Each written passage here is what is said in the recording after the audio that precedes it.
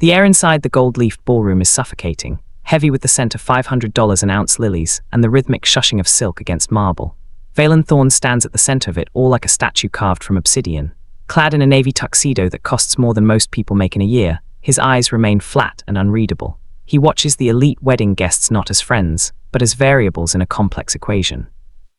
One by one, the city's most eligible heiresses approach, their smiles calculated, their jewelry flashing like warning lights. Vaelen offers them nothing but a cold, dismissive nod. To him, this wedding is just another performance, a stage where everyone has memorized their lines, and he is the only one bored by the script. He is seconds away from signaling his security to leave when the world suddenly stops. Through a gap in the crowd of designer gowns, he sees her, Elara Vance. She isn't draped in diamonds or vying for his attention. She's kneeling on the floor in a simple, modest dress, tenderly fixing the silk bow on a 5-year-old flower girl's waist. As she looks up, her gaze meets his across the social divide. Her smile is natural, unforced, and radiating a warmth that shouldn't exist in this frozen room. It hits Vaelen like a physical blow to the chest. For the first time in a decade, the coldest CEO feels his professional mask shatter. His calculating mind, usually 10 steps ahead, goes completely blank.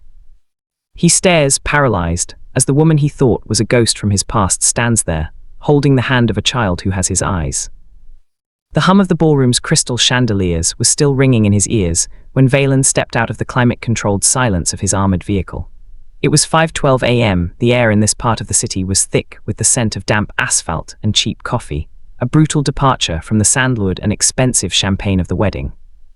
Standing on the cracked sidewalk of a neighborhood his father wouldn't even drive through, Vaelen felt exposed, a predatory creature suddenly stripped of his armor, searching for the only thing that could make him feel like a man again.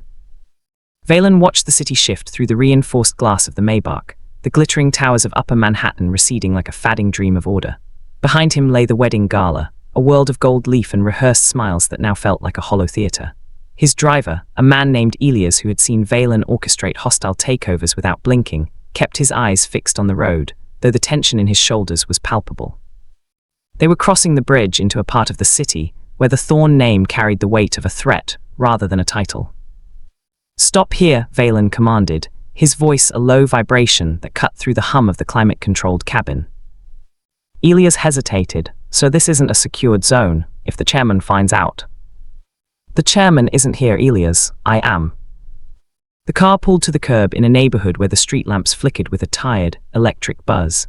Vaelen stepped out, and the silence of his armored world was instantly replaced by the raw, unfiltered pulse of the streets. The air here was heavy, smelling of damp asphalt, and the metallic tang of the nearby subway tracks, a staggering contrast to the expensive jasmine that had clung to the heiresses at the gala. He adjusted his tailored overcoat, a garment worth more than the row of rusted fire escapes towering above him. He felt the weight of his own presence, an apex predator standing in a territory that didn't recognize his rank. Every shadow seemed to watch him, yet he didn't feel the usual urge to calculate a defense. His mind was elsewhere, locked on the image of Elara kneeling on a marble floor, her fingers gentle as she fixed a child's bow. He began to walk, his polished shoes clicking against the uneven pavement. He wasn't looking for a business rival or a hidden ledger. He was searching for a ghost he had tried to exorcise years ago. He passed a bodega where the neon sign hissed in the pre-dawn gloom, and a group of men outside fell silent as he moved past, sensing the dangerous grace of a man who belonged to the darkness as much as the light. He found the address scrawled in his mind, a crumbling brick walk-up that seemed to lean against its neighbors for support. This was where the glitch lived. This was the ordinary world that his father considered a tactical error. Vaelen stood at the base of the stoop, his breath hitching in the cold air. For a man who owned skylines, he had never felt more like an intruder. He was a creature of glass and steel, reaching for a sanctuary made of something far more fragile and far more terrifying, the truth. As he looked up at a single window where a soft, dim light burned, the coldest CEO realized he wasn't here to exert power. He was here to see if he still had a soul. Vaelen waited until the first bruised light of dawn began to bleed through the skyline, turning the grit of the sidewalk into something resembling silver. He didn't return to the sanctuary of the Maybach. Instead, he found himself seated on a plastic chair inside a cramped, steam-fogged diner across from Elara's building. The air here was thick with the smell of burnt grease and cheap, acidic coffee, a far cry from the artisan roasts served in his boardroom. When the bell above the door chimed, his breath hitched. Elara walked in, her movements rhythmic and weary, yet carrying a grace that wasn't for sale. She wore a simple navy jacket and carried a small, colorful backpack over one shoulder. Beside her, Mabel skipped, her laughter a bright, silver thread cutting through the morning's heavy grey. They took a booth 3 rows down, and Vaelen felt a strange, tightening sensation in his chest, a physical reaction his doctors would have called stress, but his soul knew as longing. He expected to be recognized. In his world, his face was a headline, a warning, a symbol of market shifts. He braced himself for the widening eyes, the sudden stiffness of her posture, or the inevitable request for a favor. But as Elara walked past his table to grab a stack of napkins, her gaze brushed over him with nothing more than a polite, distracted nod. To her, he wasn't Vaelen Thorne, the man who could buy and sell her entire zip code. He was just another stranger, seeking warmth before the city woke up. He watched her share a chipped muffin with Mabel, their heads bent together in a private world of whispers. There was no price tag on the way she tucked a loose strand of hair behind the child's ear. There was no calculation in her smile. For the first time in his 34 years, Vaelen experienced the terrifying weight of anonymity. He realized that the gold-leafed armor of his name meant nothing here. In this diner, he was poor in every way that mattered. As Elara gathered her things to leave, her eyes met his once more. This time, she lingered for a fraction of a second, offering a small, tired smile of solidarity between 2 early-morning commuters. It was the most honest thing anyone had ever given him. She didn't want his empire, she didn't even know he had one. She saw a man, not a monument.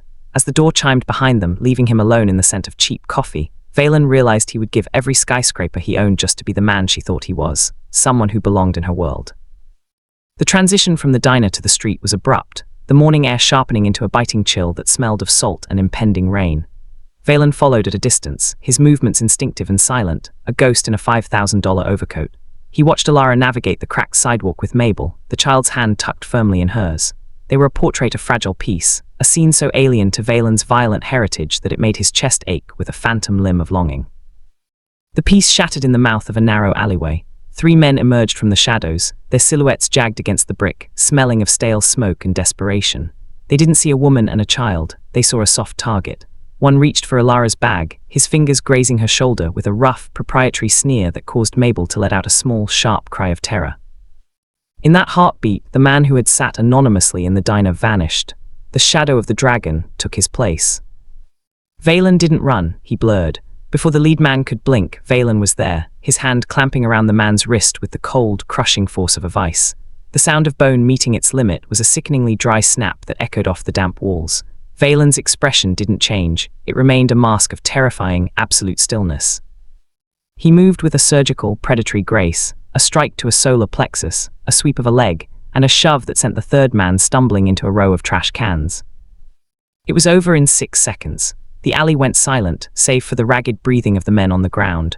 Vaelen stood over them, his eyes flat and devoid of mercy, radiating a darkness so profound it seemed to swallow the morning light. He looked like a god of ruin, a man who didn't just know violence but owned it. He turned to Elara, the lethal tension still vibrating in his frame. He expected to see gratitude, or perhaps the relief of the rescued. Instead, he saw a raw, unadulterated terror that hit him harder than any blow. Elara was pulling Mabel behind her, her eyes wide as she stared not at the thugs on the ground, but at him. She saw the blood on his knuckles and the void in his gaze. In her eyes, he wasn't the tired commuter from the diner anymore. He was the monster the city whispered about, a creature of the very shadows he had just cleared. "Stay back," she whispered, her voice trembling like a dying flame. Vaelen froze, his hand half extended. The mask of the CEO felt heavy, but the shadow of his father felt heavier. He realized with a devastating clarity that he had saved her life, but in doing so, he had shown her exactly why she could never be safe in his arms. The price of his protection was his humanity, and for the first time, the coldest man in Manhattan felt the true sting of the winter he carried inside. The following afternoon, the sun was a pale, cold disk hanging over the city when the world of glass and steel descended upon Elara's quiet reality. She was leaving the community center, Mabel's small hand tucked in hers, when a sleek, charcoal-grey sedan pulled to the curb with the silent efficiency of a predator. The windows didn't roll down. Instead, a man in a clinical black suit stepped out, his presence casting a long, sharp shadow over the sidewalk. He didn't ask, he informed. "The chairman is expecting you, Ms. Vance." The ride to the Thorne estate was a journey through a landscape of escalating exclusion. High walls gave way to iron gates, and finally to a mansion that sat atop a hill like a fortress of permafrost. Inside, the air was thin and smelled of old paper and refrigerated air. Elara felt the weight of her own thrift store coat as she was led into a study where the light seemed to die before it hit the floor. Chairman Thorne sat behind a desk of petrified wood, his silver hair groomed to a lethal edge. He didn't look up immediately. He was a man who understood that silence was the most effective way to remind someone of their insignificance. When he finally lifted his gaze, Elara felt a shiver of pure ancestral dread. His eyes were two chips of frozen flint, the same shape as Vaelen's, but devoid of the flicker of humanity she had glimpsed in the diner. "You are a glitch, Elara," he began, his voice a low, cultivated rasp that carried the weight of a death sentence. "In a perfectly calibrated system, a variable like you is a tactical error. My son has spent his life becoming a weapon, a legacy of iron and blood. You have made that weapon hesitate." Elara's grip on Mabel's hand tightened, her heart hammering against her ribs like a trapped bird. "I don't want his money or his name," she whispered, her voice sounding small in the vast hollow room. The chairman stood, his movements slow and terrifyingly deliberate. He walked to the window, looking out over the empire his family had built on the bones of their enemies. "It doesn't matter what you want. Your existence creates a soft spot in the Thorne lineage, and soft spots are where empires begin to rot." He turned back to her, the light catching the silver of his hair, making him look like a ghost of the very violence Vaelen had used in the alleyway. "You are a distraction to be purged. If you do not vanish, if you allow him to see you again, the system will correct itself. And I promise you, the correction will be absolute. You will not just lose him, you will lose everything that makes your small, ordinary life worth living." He didn't dismiss her, he simply went back to his work, his silence once again asserting that she had already ceased to exist in his world. As Elara was led back to the car, the gold-leafed luxury of the estate felt like a gilded cage, and the air of the city felt colder than it ever had before. She realized then that Vaelen wasn't just a man, he was a hostage to a legacy that would burn anything it couldn't control. Vaelen arrived at the Brooklyn walk-up 3 hours after the chairman's meeting, a cold dread pooling in his stomach that no amount of corporate logic could dispel. He didn't wait for the buzzer this time. He took the stairs 2 at a time, the rhythmic thud of his polished shoes sounding like a countdown in the narrow, dim stairwell. When he reached the 4th floor, he didn't even have to reach for the handle. The door was already ajar, the wood splintered around the lock with the terrifying precision of a professional entry. The silence that greeted him was absolute, a heavy, suffocating vacuum that smelled of ozone and shattered peace. Vaelen stepped inside, his hand instinctively reaching for the shadow of the weapon he usually carried, but his fingers only met the fine wool of his overcoat. He wasn't a CEO here, he was a man witnessing the desecration of his only sanctuary. The apartment had been systematically unmade. It wasn't the chaotic mess of a common burglary, it was a message written in wreckage. The sofa had been sliced open with surgical lines, the stuffing spilling out like white entrails. The kitchen table where he had imagined sitting with them was overturned, the modest ceramic plates shattered into 1,000 jagged diamonds across the linoleum. Every photograph of Elara and Mabel had been removed from their frames, leaving only empty glass rectangles that stared back at him like sightless eyes. He moved toward the small bedroom in the back, his breath hitching in a throat that felt like it was lined with glass. In the center of the room lay Mabel's favorite stuffed rabbit, a worn thing that had survived 100 bedtimes. It had been placed carefully on the pillow. Running through its middle was a singular, clean blade cut, a precise, lethal opening that bisected the toy's heart. Vaelen sank to his knees, his fingers trembling as they brushed the ruined fabric. This wasn't just a threat, it was a signature. It was the permafrost of his father's touch, a reminder that in the Thorne lineage, love was a homing beacon for monsters. He realized then that Elara hadn't just left, she had been forced into the wind to save the very life he had tried to give her. The coldest CEO felt a roar of agony rise within him, a soundless scream that finally shattered the last of his professional mask. Looking at the severed heart of the child's toy, Vaelen knew his transformation was complete. He wouldn't just find them. He would burn the empire that had made them ghosts, leaving nothing but ash where the shadow of the dragon once stood. Elara moved through the terminal of the Port Authority bus station, the air thick with the smell of diesel fumes and the desperate, hurried energy of 1,000 people trying to become invisible. She kept her head down, her chin tucked into the collar of her worn coat, while Mabel clung to her hand with a silent, wide-eyed confusion. They carried only what could fit into 2 backpacks, mostly Mabel's clothes, a few crackers, and the terrifying weight of a life abandoned in 20 minutes. Every black sedan that passed in the street, every man in a sharp suit who glanced their way, felt like a finger tightening around her throat. She wasn't just running from a powerful family, she was running from the only man who had made her feel seen in years. The memory of Vaelen in the alleyway, the cold, predatory efficiency with which he had dispatched those men, played on a loop in her mind. She knew now that his world didn't just contain violence, it was built upon it. To stay was to ask for that violence, to eventually swallow Mabel whole. "Where are we going, Mommy?" Mabel whispered, her voice barely audible over the hiss of hydraulic brakes. "Somewhere quiet, baby. Somewhere the lights aren't so bright," Elara replied, her voice cracking like dry parchment. She bought a ticket for a destination she chose at random, a coastal town whose name sounded like a prayer for peace. She didn't use her credit cards, she used the crumpled cash she'd saved in a jar for Mabel's future. As she stepped onto the bus, she felt a jagged, tearing sensation in her chest. She was ghosting the only person who had ever looked at her without a price tag, leaving him to the mercy of the permafrost that was his father.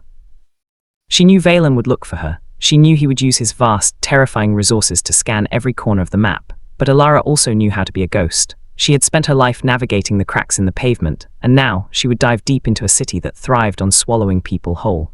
She was making the great sacrifice, trading the possibility of his love for the certainty of his survival. As the bus pulled away from the curb and the Manhattan skyline began to shrink into a jagged crown of glass, Elara pressed her forehead against the cold window. She was disappearing into the grey, leaving the shadow of the dragon behind in a world of gold leaf and blood, praying that by losing her, he might finally find a reason to save himself. Vaelen returned to the Thorne headquarters as the sun set, the skyscraper rising like a jagged shard of ice against the bleeding Manhattan sky. He did not move with the frantic energy of a man who had lost something. He moved with the terrifying, absolute stillness of a man who had finally found his purpose. The professional mask he had worn for a decade didn't just return, it fused to his skin, turning his features into a landscape of permafrost. He bypassed the executive assistants and the security details, his footsteps echoing through the marble lobby with the weight of a firing squad. He didn't head for his own office, but for the boardroom, the high-altitude arena where his father's blood-soaked legacy was maintained through ledgers and lies. Inside, the chairman's inner circle sat in the dim light, a collection of men who viewed the world as property to be managed. They looked up as he entered, sensing a shift in the atmosphere, a drop in temperature that had nothing to do with the building's climate control. "The girl is gone, Vaelen," one of the senior directors began, his voice slick with a condescending pity. "The chairman has restored order. It's time to move on." Vaelen didn't answer with words. He sat at the head of the table, opened his sleek carbon fiber laptop and began the work of a surgeon. With a series of keystrokes, he initiated a sequence of surgical strikes against the very empire that bore his name. He wasn't just managing the company, he was dismantling the obstacles to a life he finally understood. He moved with a predatory grace, his fingers dancing across the keys as he locked out his father's hidden offshore accounts and triggered federal audits into the syndicate's darkest corners. One by one, the faces around the table paled as their private screens began to flash with red alerts, the digital pulse of a dying dynasty. "What are you doing?" the director hissed, standing up. "This is social suicide. You're burning everything." Vaelen finally looked up, his eyes two chips of frozen flint that made the older man recoil. "I am not burning everything," Vaelen said, his voice a low, vibrating rasp that carried the weight of a tombstone. "I am simply purging the glitches, and in this system you are all tactical errors." He was no longer the heir apparent. He was the architect of winter, systematically unmaking the cage his father had built for him. As the sirens of a corporate collapse began to wail in the distance, Vaelen felt a strange, cold peace. He was trading his kingdom for a clean slate, liquidating $1 billion legacy to buy the only thing that couldn't be quantified, the chance to stand before a woman in a coastal town and be nothing more than a man. The shadow of the dragon was finally stepping into the light, and he didn't care if the entire world burned in his wake. The meeting took place in the basement of a nondescript federal building, a world of fluorescent hum and linoleum that felt like a sensory desert compared to the mahogany-lined halls of Thorne Tower. Vaelen sat across from two investigators, his navy tuxedo jacket draped over the back of a plastic chair, his sleeves rolled up to reveal the tension in his forearms. On the scarred metal table between them lay a single, encrypted drive, the blood-soaked legacy of the Thorne family, distilled into millions of lines of data. "You realize what this is, Mr. Thorne?" the lead investigator asked, his voice cautious, as if he were poking at an unexploded bomb. "This isn't just a confession. This is the structural collapse of one of the most powerful private entities in the country. You're giving us the chairman, you're giving us everyone." "I am giving you the system," Vaelen corrected, his voice a low, steady rasp. He didn't look like a man surrendering, he looked like a man performing a long-overdue exorcism. "The accounts, the bribes, the illegal acquisitions, it's all there. Every ghost my father tried to bury." The air in the room felt heavy with the gravity of the trade. Vaelen was committing social suicide, systematically erasing his name from the world of the elite. By the time the sun rose, the Thorne Empire would be a hollow shell, and the man sitting in this basement would be a ghost of the legacy he was born to lead. "And in exchange," the investigator prompted. "A clean slate," Vaelen said, his eyes finally flickering with something other than cold calculation. "No protection, No assets, just the right to vanish. I want to be a man whose name means nothing to anyone. He pushed the drive across the table, the metallic slide sounding like a final curtain call. As the investigators began to process the data, Vaelen felt the crushing weight of his armored world finally begin to lift. He was trading $1 billion kingdom for a handful of anonymity. He had dismantled the shadow of the dragon piece by piece, leaving nothing but the raw, unpracticed humanity beneath. As he walked out of the building and into the pre-dawn light, he didn't look back at the skyline he once owned. He was poor, he was hunted, and he was finally, for the first time in his life, free to go home. He had traded the world for a single, genuine smile, and as he hailed a taxi to a bus station he had visited once before, the Coldest CEO felt the first true warmth of a heart that was no longer a weapon. The air in Montauk was a sharp, cleansing spray of salt and cedar, a world away from the suffocating, gold-leafed silence of Manhattan. Vaelen walked down the quiet main street, his footsteps soft on the weathered wooden planks of the boardwalk. He wasn't wearing a custom navy tuxedo or a bulletproof overcoat. He wore a simple, dark sweater and jeans he'd bought in a station pharmacy, his silhouette no longer that of a statue, but of a man who had finally learned how to breathe. He found the bakery at the edge of the town, where the waves crashed against the shore with a rhythmic, grounding roar. Through the window he saw her. Elara was dusting flour onto a counter, her movements fluid and peaceful. Beside her, Mabel was intently decorating a tray of cookies, her tongue poked out in concentration. There were no black sedans in the driveway, no cameras in the corners, and no permafrost waiting in the shadows. When the bell above the door chimed, Elara didn't look up immediately. "We're just about to close," she said, her voice carrying a light, melodic quality he had only ever heard in his dreams. "I'm not here for the bread, Elara," Vaelen said, his voice a low, unpracticed rasp. The flour sifter slipped from her hand, hitting the floor with a soft, white puff. She turned, her eyes widening as they landed on the man standing by the door. She looked for the shadow of the dragon, for the Coldest CEO who had terrified her in the alleyway, but all she saw was Vaelen. His eyes were no longer unreadable chips of flint. They were raw, tired, and filled with a hope so profound it made her breath catch. "The Empire is gone," he said, stepping into the warm, yeast-scented air of the shop. "I burned the gates down so I could walk through them.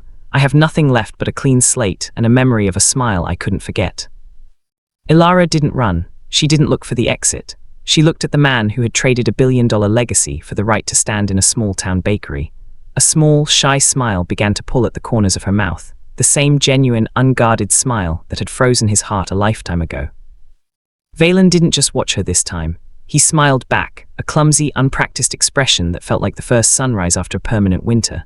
Mabel looked up, recognizing the man from the diner, and offered a flour-covered wave. In that quiet moment, the boss and the mother finally vanished. They weren't a glitch in a system or a tactical error in a bloodline anymore.